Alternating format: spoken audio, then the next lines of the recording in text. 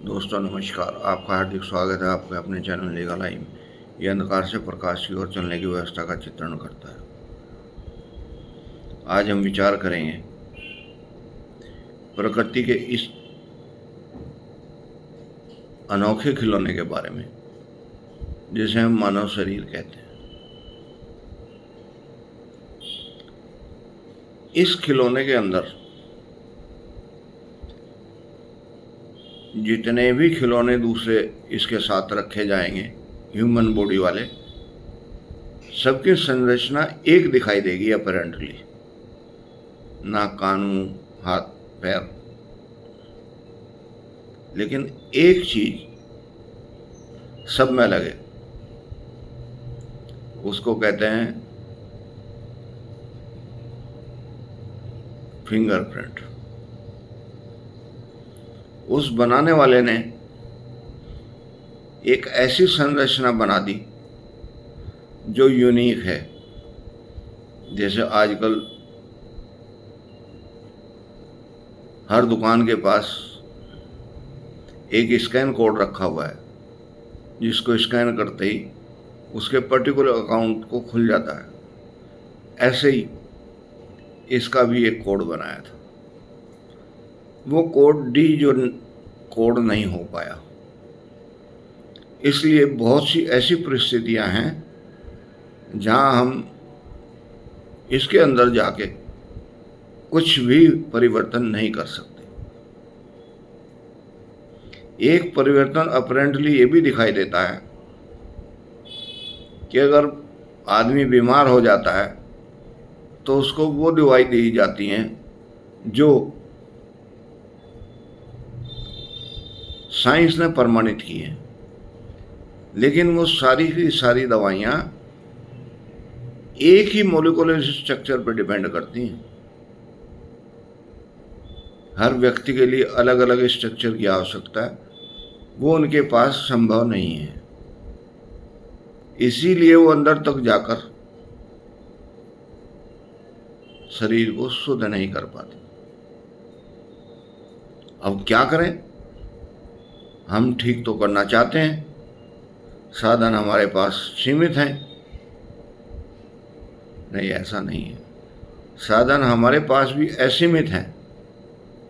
फर्क इतना है कि अभी हम उधर को दौड़ नहीं रहे। जब हम उधर दौड़ लगाएंगे तो वो जो कोड हैं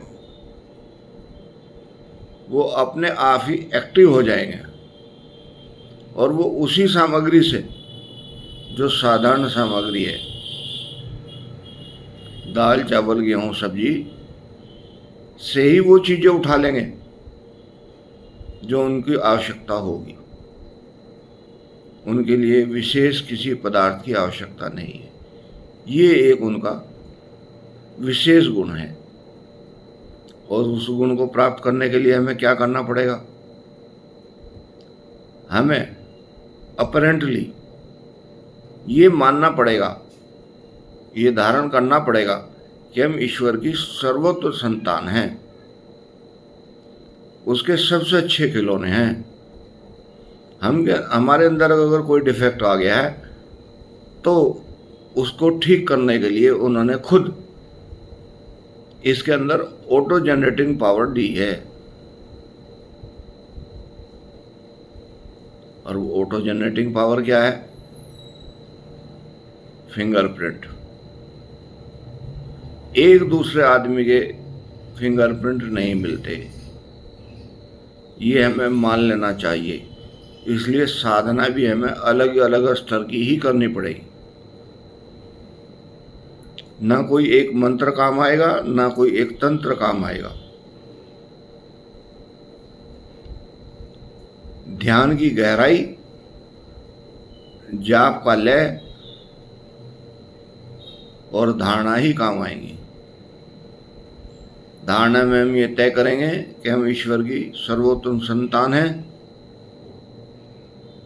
ध्यान में उसको कंसंट्रेट करने की कोशिश करेंगे, और जाप में एक लय पैदा करेंगे जो एक तरंग पैदा कर सके, जो सूक्ष्म शरीर और कारण शरीर को भाव विभोर कर सके।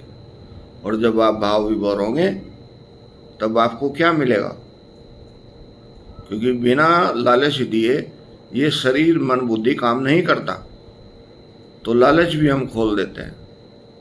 लालच मिलेगा उसका ईश्वर का प्रेम, जो यूनिवर्सल ट्रुथ है, जो कहीं दूसरी दुकान पे नहीं मिलेगा आपको, न खरीदने में मिलेगा न गिफ्ट में मिलेगा,